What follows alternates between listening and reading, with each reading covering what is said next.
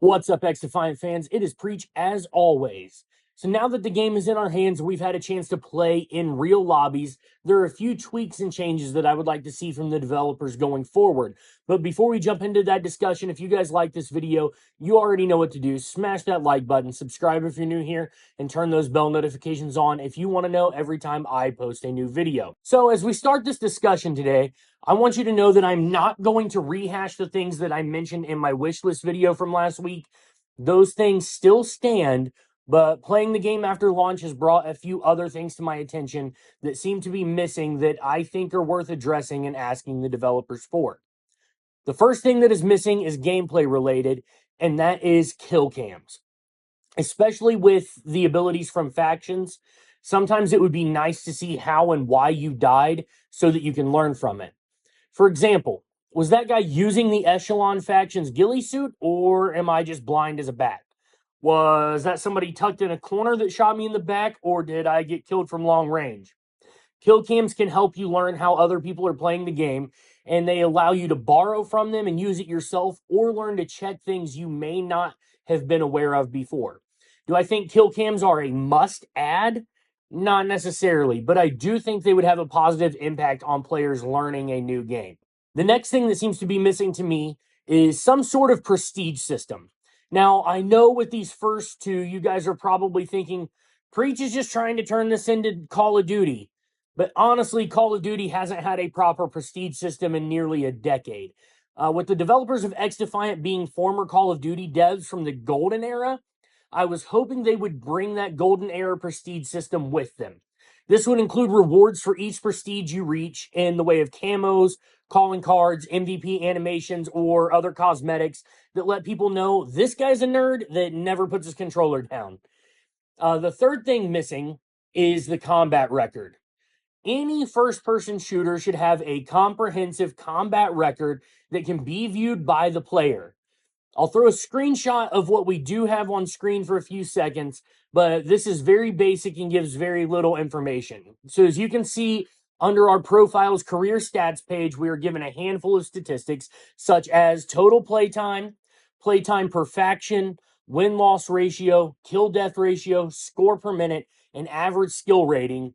And nobody knows what that number here means, if we're being honest. There's a lot of information that we could get from a combat record that isn't provided within these stats. Things such as kill death and score per minute per game mode, overall accuracy, accuracy per weapon, overall headshot percentage and percentage per weapon, kill death and score per minute per map, win-loss record per map and mode specifically, and probably many more statistics that aren't coming to my mind right now. The biggest part of this for me that I use to help me within the game is my specific weapon accuracy stats. This lets me know if I need to change how I'm using a weapon or really practice more with it. For a similar reason, I'm also a big fan of seeing your KD and your score averages on specific maps. So if there's a map that I'm underperforming on regularly, I know I may need to find a new way to approach gameplay on said map.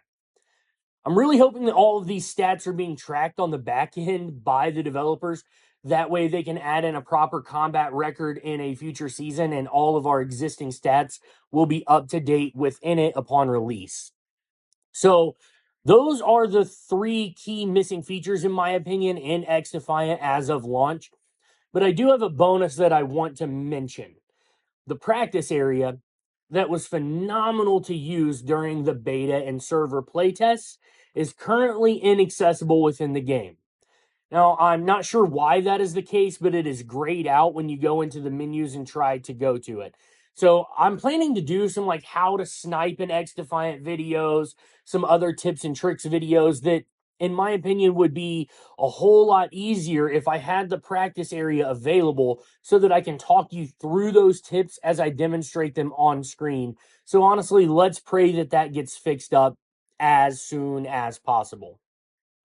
So that's going to wrap up this video. If you feel like I missed something, you've been playing the game and there feels like there's something missing to you and I didn't bring it up in this video, let me know in the comment section below, because I will admit I may not think of everything. I may not notice everything. Not everything impacts my play style as it would others. So if there's something you've come across, let me know in the comments section below and we can find a way to address that going forward. Okay, please comment it below if there's something I didn't think of.